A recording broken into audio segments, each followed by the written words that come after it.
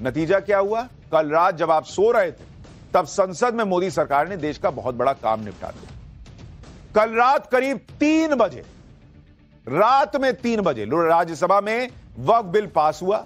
वक्फ संशोधन बिल पर राज्यसभा में करीब 13 घंटे की लंबी चर्चा चली।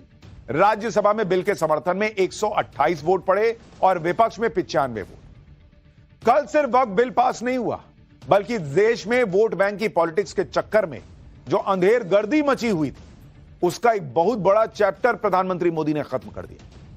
पीएम मोदी ने क्लियर कर दिया कि जहां उंगली रख दी वो जमीन वक्फ की हो गई। ये हिसाब अब इस देश में नहीं चलेगा और इससे बड़ा फायदा मुसलमानों को भी होगा, क्योंकि वक्फ बोर्ड की ज्यादती का शिकार सिर्फ गैर मुसलमान ही नहीं है, बल्कि मुसलमान भी थे। वक्फ बोर्ड के अंदर पैसे का जो खेल चल रहा था, उसमें पारदर्शिता आएगी तो वो पैसा गरीब मुसलमानों की भलाई के ही काम आ सकेगा। लेकिन वक्फ बोर्ड की तानाशाही खत्म हुई है। अभी वक्फ बिल पर पिक्चर अभी बाकी है बॉस। उधर संसद में विपक्ष मोदी सरकार को वक्फ बिल पर रोक नहीं पाया, लेकिन उसने पीएम मोदी के वक्फ बिल के खिलाफ इतना झूठ और भ्रम फैला दिया जो मुसलमानों को भड़काने के लिए काफी था। वक्फ बिल फाड़कर हीरो बनने की कोशिश करते ओवैसी ने जो अग्रेशन संसद में दिखाया था, वही अग्रेशन अब सड़क पर मुसलमानों में भरा हुआ दिख रहा है। आज वही हुआ जिसकी उम्मीद कल से थी। आज जुमे की नमाज पर जो मुसलमानों की भीड़ शहर शहर सड़क पर निकली, उन्हें वक्फ बिल के विरोध में भड़काने की पूरी कोशिशें हुई। कोई खून बहाने की बात करने लगा, कोई जान देने की बात करने लगा, कोई देश में आग लगाने की धमकी दे रहा है, कोई दिल्ली जाम करने की बात कर रहा है, कोई जेल भरो आंदोलन की प्लानिंग कर रहा है, कोई मुस्लिम बच्चों और महिलाओं को भी सड़क पर उतारने के लिए उकसाने लगा, कोई शाहीन बाग किसान आंदोलन की बातें करने लगा, तो कोई बाबरी का जिक्र करके भड़का रहा। सड़क पर उतरी भीड़ को मोदी शाह के नाम पर जमकर भड़काया गया, धमकियां दी गई, उनके पुतले जलाए गए, कहा गया कि संसद में तो गुंडे मवाली बैठे हैं, ऐसा कानून मानेंगे नहीं। जुमे की नमाज के दिन वक्फ पर कैसे बवाल मचा, इसकी एक एक तस्वीर आज आपको दिखाऊंगा। वक्फ बिल पास होने पर पीएम मोदी ने कैसे विपक्ष की क्लास लगाई, वो बताऊंगा। मुसलमानों के लिए कलेजा चीर कर रख देने वाले इंडी गठबंधन के निशाने पर हिंदू मंदिर आ गए हैं क्या? जब आप सो रहे थे तो संसद की बहस में कैसे सुधांशु त्रिवेदी से लेकर अमित शाह तक मुस्लिम वोट बैंक वाली पॉलिटिक्स की धज्जियां उड़ा रहे थे, आज आपको यह भी दिखाऊंगा। और यह भी बताऊंगा कि राहुल के बाद कैसे प्रियंका और सोनिया वक्फ बिल के मामले में फंस गए। लेकिन पहले संसद से सड़क तक क्या बवाल हुआ है, जरा उसकी झलक देखिए।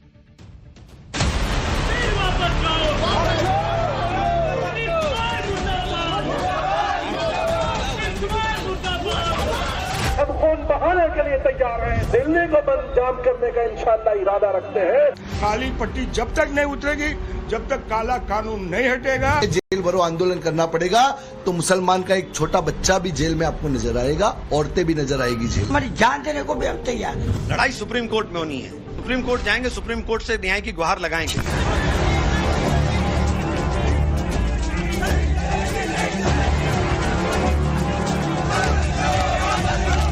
यहाँ तो जो गैर मुल्ला प्याज बहुत खा रहा था, और इतना खा रहा था कि आंसू निकल रहे थे गरीब मुसलमान के भी और देश के भी।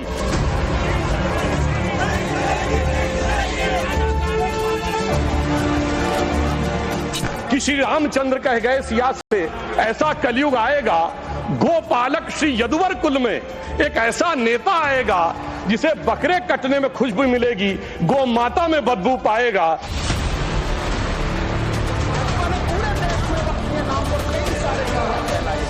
सुझाव आप सुनने को तैयार नहीं है, बस आप कह रहे हैं ये बिल उम्मीद की नई किरण है। नहीं साहब, इसे भले किरण जी लेके आए हैं, लेकिन ये उम्मीद की नहीं बल्कि नाउम्मीदी की किरण है।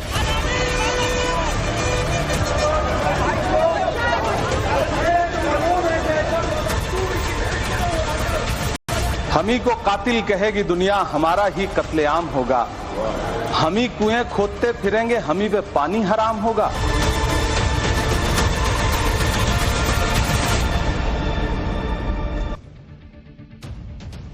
वक्फ बिल के खिलाफ मौलानाओं से लेकर तमाम विपक्षी नेताओं ने झूठ का जो जहर मुसलमानों के मन में बोया, भरा, उसका असर दिखने लगा। वक्फ बिल के विरोध के नाम पर देश में शाहीन बाग दोहराने का गेम शुरू हो चुका है। आज देश के कई शहरों में वक्फ बिल के खिलाफ मुसलमानों की भीड़ जुमे की नमाज के बाद सड़कों पर विरोध के लिए उतर आई। कोलकाता, अहमदाबाद, मुंबई, रुड़की, लुधियाना, कई शहरों में मुसलमानों ने प्रोटेस्ट किए। हर प्रोटेस्ट में मुसलमानों के मन में वक्फ को लेकर भरा गया जहर उबाले मार रहा।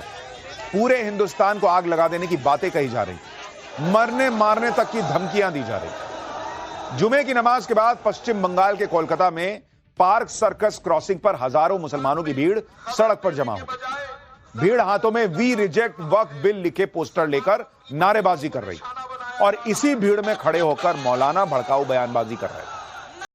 बीजेपी को कोस रहे थे, मोदी शाह को गाली दे रहे थे। आप सुनिए कैसे गृह मंत्री अमित शाह के खिलाफ मुसलमानों की भीड़ ने नारेबाजी की है या उनसे करवाई गई। क्या गारंटी है कि उसमें चंद्रचूड़ जैसा जज नहीं होगा जो भगवान से पूछकर फैसले देता हो? देश में दस्तूर मौजूद है, आप भगवान से पूछकर फैसले दीजिएगा। जो कानून हमारा जो है उस पर जो तरमीम की गई है, ये तरमीम जो हमारा ये जो है शरीयत के खिलाफ है, हम इसको नहीं मानते।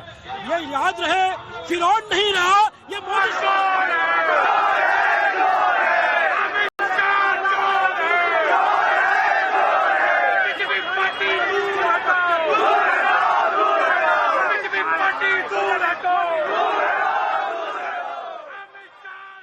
आप देखिए कि मोदी और शाह की जोड़ी ने मुसलमानों के हित में वक्फ बिल पास करवाया, जिससे इन मुसलमानों का ही भला होना है। लेकिन वक्फ बिल को लेकर इतना झूठ फैलाया जा चुका है कि कोलकाता में मुसलमानों ने पीएम मोदी का पुतला जलाया। कैसे हजारों मुसलमानों की भीड़ पीएम मोदी के पुतले को फूंक देने पर उतारू थी, उसकी तस्वीरें देखी। कोलकाता में हुए इस विरोध प्रदर्शन में देश की कानून व्यवस्था को कैसे चुनौती दी गई और मोदी शाह को क्या धमकियां दी गई, आप सुनेंगे तो माथा पीट लें। सुनिए। क्या गारंटी है कि उसमें चंद्रचूड़ जैसा जज नहीं होगा जो भगवान से पूछकर फैसले देता हो? देश में दस्तूर मौजूद है, आप भगवान से पूछकर फैसले दीजिएगा। जो कानून हमारा जो है उस पर जो तरमीम की गई है, ये तरमीम जो हमारा ये जो है शरीयत के खिलाफ है, हम इसको नहीं मानते। ये याद रहे, फिरौन नहीं रहा, ये मोदी शाह भी नहीं रहेगा। इंशाअल्लाह ये बहुत जल्द पूरे हिंदुस्तान से किया, इस वतन से नहीं रहेगा। हमारी मांगे हैं कि ये अमेंडमेंट बिल हमारे खिलाफ है और ये पूरे मुसलमान के खिलाफ है, इसको हम एक्सेप्ट नहीं करेंगे। जब तक इस बिल को वापस नहीं लिया जाएगा हम लड़ेंगे। ये हमारा शुरुआत है, हमको लहू देना पड़े लहू देंगे, लेकिन पीछे नहीं हटेंगे।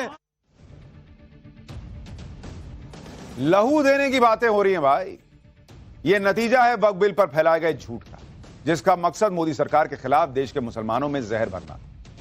इसका असर देखिए कि वक्फ बिल के विरोध में जैसी भड़काऊ बयानबाजी अब तक मुल्ला मौलाना ओवैसी जैसे नेता कर रहे थे, वही भाषा प्रदर्शनकारी मुसलमान बोल रहे। आप जरा सुन लीजिए कैसे वक्फ बिल के विरोध में मरने मारने की बातें हो रही, पूरे देश को जंग का मैदान बना देने की धमकी दी जा रही। कोर्ट ने देखा कि मुसलमान खामोश पड़ा है, तो बाबरी मस्जिद हमारे हक में होते हुए भी फैसला उनके हक में दिया गया, इसलिए कि मुसलमान खामोश था। अगर मुसलमान इसी तरह हंगामा कर रहा होता, अगर मुसलमान सड़कों पर उतरा हुआ होता, तो जिस केस में सारे सबूत मुसलमानों के हक में थे, उसके फैसले कभी भी उनके हक में नहीं जाता। इसलिए मेरे भाइयों, ये थोड़े बहुत 150 लोगों के जमा होने का मामला नहीं है, इसके लिए लाखों लोगों को सड़क पर उतरना होगा। बंगाल इस बिल को रिजेक्ट कर रहा है, इससे बड़ा आंदोलन होगा, इससे बड़ा मजमा होगा। आप लोग तैयार हैं इसके लिए?